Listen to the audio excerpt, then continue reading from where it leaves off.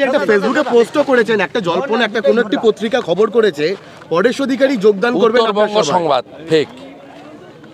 বিজেপিতে চোর ডাকাতদের কোনো স্থান নেই, চোর ডাকাতদের কোনো স্থান নেই।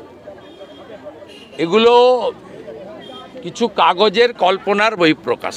ভারতীয় জনতা পার্টি এগুলো নিয়ে ভাবছে না। ভারতীয় জনতা পার্টি এখনও নিচের তলায় যারা সিপিএমকে বা তৃণমূলকে ভোট দিচ্ছেন তাদের আহ্বান করছেন আমাদের সঙ্গে আসুন বুথ স্তরে।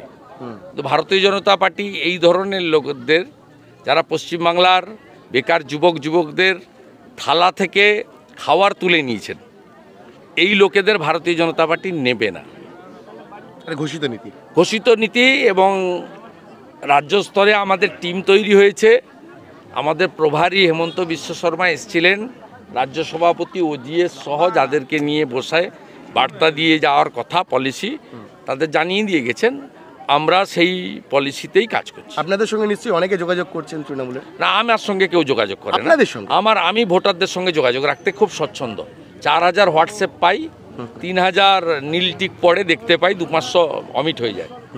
আর যেগুলো উত্তর দেওয়ার কয়েকশো উত্তর দিই। আমার সঙ্গে জনগণের সম্পর্ক, আমার এই নির্বাচন কেন্দ্রে এই 3খানা অফিস চলে। আমার সঙ্গে সম্পর্ক জনগণের, আমার সঙ্গে নেতাদের সম্পর্ক নাই। মমতার আদরের আলালের দুলাল শাহজাহান ধরা পড়বে না।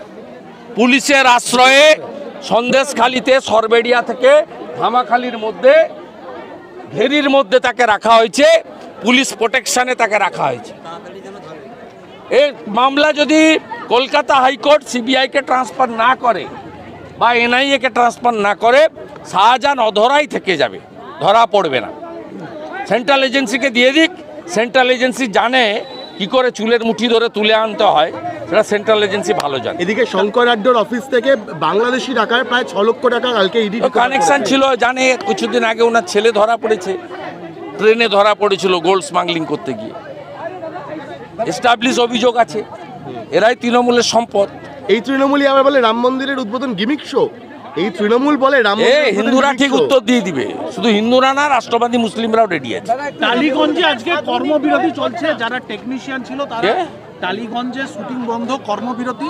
টেকনিশিয়ানদের একাংশ ভোটের দাবি করেছিল, সেখানে তাদেরকে না বলে দেওয়া হয়েছে। ওটা অরূপের সাম্রাজ্য, অরূপ স্বরূপ, মমতা ব্যানার্জির ব্লু আইড বয়দের সাম্রাজ্য।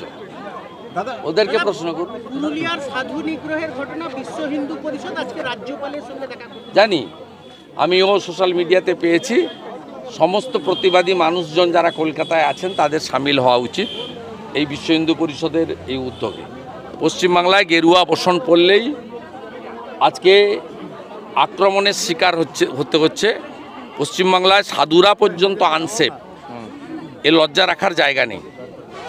উত্তরপ্রদেশে বুলডোজার চললেও উন্নয়ন হয় না, এই রাজ্যে বুলডোজার চলে না, উন্নয়ন হয়, আবার সাধুরাও বিপন্ন না। এ রাজ্যে যে সরকারটা আছে, সরকারটাই তো রাষ্ট্রবিরোধী সরকার। এই সরকার চুরি এবং তোষণ ছাড়া কিচ্ছু জানে না। মকর সংক্রান্তিতে ছুটি হয় না, সরস্বতী পুজোর ছুটি একদিন থাকে, রামনবমীর ছুটি পাওয়া যায় না, আর শবে বরাত রবিবার পড়ে তার পরের দিন ছুটি দিতে হয়। ইসলামিক কান্ট্রি পাকিস্তানে শবে বরাত হচ্ছে অপশনাল ছুটি, অপশনাল হলিডে, মানে আপনি নিতে পারেন নাও পারেন। আর পশ্চিমবঙ্গে রবিবার পড়েছে শবে বরাত 25 তারিখ, 26 তারিখ সোমবার দিন ছুটি। মানে তোষণের মাত্রাটা কোথায় গিয়ে এখানে নিয়ে গেছে আমাদের মাননীয়া মমতা বন্দ্যোপাধ্যায়, যাকে এখন ছোট্ট চোর নামে সবাই ডাকছে, চোর মমতা আদর করে ডাকছে। একটু পরে আর একটা টুইট দেখবে, গঙ্গাসাগর মেলাতে কিভাবে